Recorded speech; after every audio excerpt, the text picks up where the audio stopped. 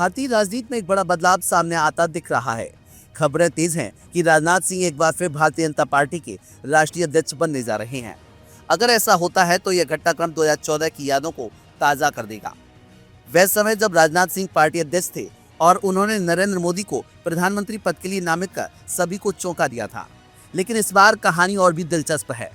सवाल उठ रहे हैं क्या इस बार आरएसएस प्रमुख मोहन भागवत का दांव राजनाथ के पक्ष में चलेगा, और अगर राजनाथ सिंह बीजेपी अध्यक्ष बने तो क्या इससे पार्टी के भीतर सत्ता संतुलन में भूकंप आ सकता है। आइए इस पूरे घटनाक्रम को विस्तार से समझते हैं। भाग 1, 2014 की कहानी, जब राजनाथ सिंह ने मोदी को पीएम बनाया। 2014 के लोकसभा चुनाव से पहले बीजेपी के भीतर नेतृत्व को लेकर बड़ा विवाद खड़ा हुआ था। राजनाथ सिंह की रणनीति। 2013 में जब राजनाथ सिंह बीजेपी अध्यक्ष बने तब पार्टी के भीतर पीएम पद के लिए कई नाम सामने आ रहे थे। लालकृष्ण आडवाणी, मुरली मनोहर जोशी और सुषमा स्वराज जैसे वरिष्ठ नेता नरेंद्र मोदी का विरोध कर रहे थे। इसी दौरान राजनाथ सिंह ने चौंकाने वाला फैसला लिया और नरेंद्र मोदी को प्रधानमंत्री पद का उम्मीदवार घोषित कर दिया। अरुण जेटली का बड़ा रोल। मोदी के नाम पर सहमति बनाने के पीछे अरुण जेटली का बड़ा हाथ था। अरुण जेटली ने पार्टी के भीतर मोदी का समर्थन करते हुए राजनाथ सिंह पर दबाव डाला कि वह मोदी को आगे बढ़ाएं। संघ का समर्थन। मोदी को प्रधानमंत्री पद का उम्मीदवार बनाने में संघ का भी दबाव था। संघ चाहता था कि मोदी के नेतृत्व में बीजेपी को हिंदुत्व की मजबूत छवि के साथ आगे बढ़ाया जाए। नतीजा, नरेंद्र मोदी को आगे बढ़ाने का फैसला बीजेपी के लिए मास्टर स्ट्रोक साबित हुआ और 2014 के चुनाव में पार्टी ने ऐतिहासिक जीत दर्ज की। भाग 2, 2024 के बाद की स्थिति, राजनाथ सिंह का पुनः उदय। 2024 के लोकसभा चुनाव के बाद बीजेपी के भीतर असंतोष बढ़ रहा है। 2024 के लोकसभा चुनाव में बीजेपी को उत्तर प्रदेश में करारा झटका लगा। बीजेपी को मिली हार का ठीकरा योगी आदित्यनाथ पर फोड़ा गया। मोदी शाह गुट का मानना था कि योगी की लोकप्रियता के बावजूद बीजेपी उत्तर प्रदेश में कमजोर साबित हुई। अब खबरें हैं कि आरएसएस प्रमुख मोहन भागवत चाहते हैं कि 2025 में मोदी के 75 वर्ष की आयु पूरी होने के बाद एक नया नेतृत्व तैयार हो। इसी क्रम में आरएसएस के भीतर राजनाथ सिंह के नाम पर सहमति बन रही है। राजनाथ सिंह को दोबारा अध्यक्ष बनाने की वजह। राजनाथ सिंह को दोबारा अध्यक्ष बनाने का मतलब होगा कि पार्टी का संतुलन फिर से संघ के पक्ष में झुक जाएगा। बीजेपी के भीतर कई वरिष्ठ नेता भी राजनाथ सिंह के अनुभव को देखते हुए उन्हें अध्यक्ष बनाने का समर्थन कर रहे हैं। भाग 3, राजनाथ सिंह की वापसी, अमित शाह और योगी आदित्यनाथ की चुनौती। अगर राजनाथ सिंह बीजेपी अध्यक्ष बनते हैं तो इससे बीजेपी के भीतर बड़ा सत्ता संघर्ष खड़ा हो सकता है। अमित शाह के लिए बड़ा झटका। अमित शाह कभी भी राजनाथ सिंह के नेतृत्व में काम करने को तैयार नहीं होंगे। 2014 में जब राजनाथ सिंह ने मोदी को पीएम बनाने का फैसला लिया था तब अमित शाह ने इसे स्वीकार किया था। लेकिन अब स्थिति अलग है। अमित शाह केंद्र में मजबूत पकड़ बना चुके हैं और उनका प्रभाव काफी बढ़ चुका है। योगी आदित्यनाथ के लिए बड़ा सवाल। अगर राजनाथ सिंह बीजेपी अध्यक्ष बनते हैं तो सवाल उठेगा कि योगी आदित्यनाथ का भविष्य क्या होगा। कुछ रिपोर्ट्स के मुताबिक योगी आदित्यनाथ को रक्षा मंत्री बनाए जाने की चर्चा है। लेकिन सवाल यह है कि अगर योगी आदित्यनाथ उत्तर प्रदेश में अपराध पर काबू नहीं पा सके तो क्या वे पूरे देश की रक्षा व्यवस्था संभाल पाएंगे। भाग 4, प्रधानमंत्री पद को लेकर बढ़ता विवाद। अगर नरेंद्र मोदी 2025 में 75 वर्ष की आयु पूरी होने के बाद पद नहीं छोड़ते तो बीजेपी के भीतर बड़ा विवाद खड़ा हो सकता है। 75 वर्ष का नियम। बीजेपी ने अनौपचारिक रूप से यह नियम बना रखा है कि 75 वर्ष की आयु पार करने के बाद कोई भी नेता पद पर नहीं रहेगा। अगर मोदी इस नियम को तोड़ते हैं और प्रधानमंत्री पद पर बने रहते हैं तो यह बीजेपी के लिए बड़ा विवाद बन सकता है। प्रधानमंत्री पद के लिए संभावित चेहरे। अगर मोदी पद छोड़ते हैं तो पीएम पद के लिए 2 प्रमुख चेहरे सामने आएंगे। योगी आदित्यनाथ, हिंदुत्व का सबसे मजबूत चेहरा। अमित शाह, मोदी के सबसे करीबी और मजबूत रणनीतिकार। भाग 5, राजनाथ सिंह का सफर, अपमान के बाद वापसी। राजनाथ सिंह को पिछले 10 वर्षों में कई बार अपमान का सामना करना पड़ा है। 2014 के बाद से राजनाथ सिंह को केवल औपचारिक भूमिका निभाने तक सीमित रखा गया। गृह मंत्री रहते हुए कई महत्वपूर्ण फैसलों में उन्हें दंडनीकार कर दिया गया। रक्षा मंत्री बनने के बाद भी राजनाथ सिंह को प्रमुख मुद्दों में सीमित भूमिका दी गई। अब अगर राजनाथ सिंह बीजेपी अध्यक्ष बनते हैं तो यह उनके लिए राजनीतिक पुनरुत्थान का बड़ा मौका होगा।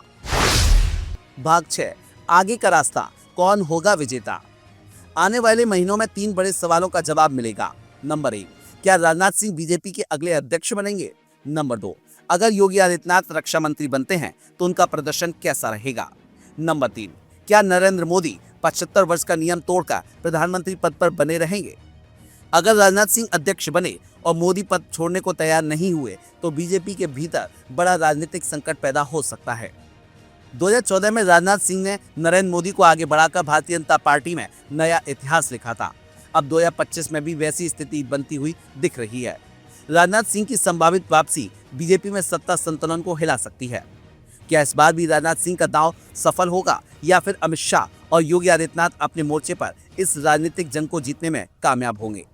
आने वाला समय बताएगा कि भारतीय राजनीति की शतरंज में कौन सा मोहरा बाजी मारता है। कि संस्थाएं साइलोस में कार्य न करें, बल्कि एक दूसरे के साथ कोलैबोरेटिव अप्रोच के साथ वह काम करें। प्रधानमंत्री जी का हमेशा से whole of the government approach यह रहा है, क्योंकि इसी अप्रोच के साथ हम अपने पास उपलब्ध रिसोर्सेज का मैक्सिमम और बेस्ट यूटिलाइजेशन कर पाएंगे।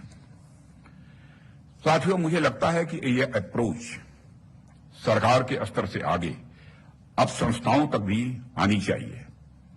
इस देश में संस्थाओं को इंटीग्रेशन पर ध्यान देना होगा, मिलकर काम करने पर ध्यान देना होगा और हमारी संस्थाओं को विशेषकर साइलोस से बाहर निकलकर सोचना होगा।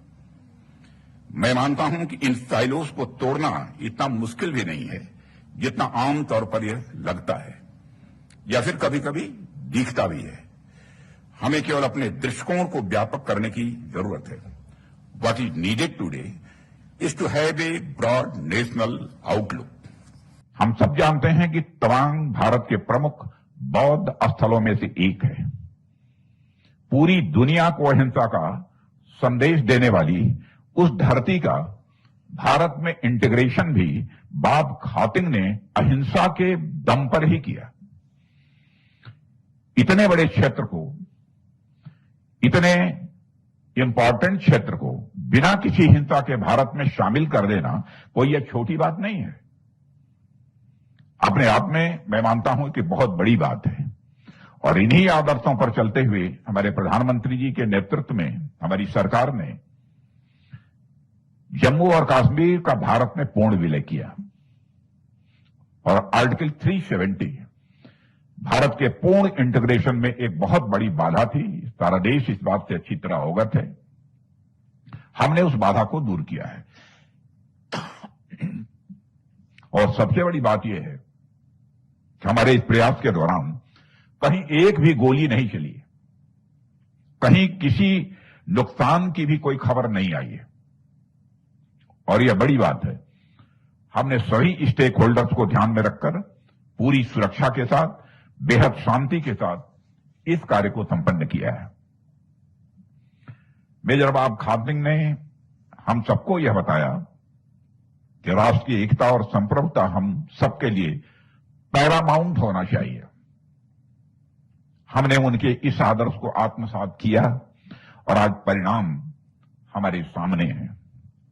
आज भारत एक नए रूप में हमारे सामने है। मैं तो यह भी कहना चाहूंगा कि यह तो बस एक शुरुआत भर है।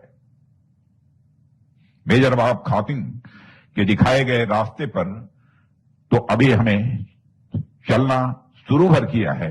अभी तो हमें आगे लंबा जाना है और दूर तक जाना है।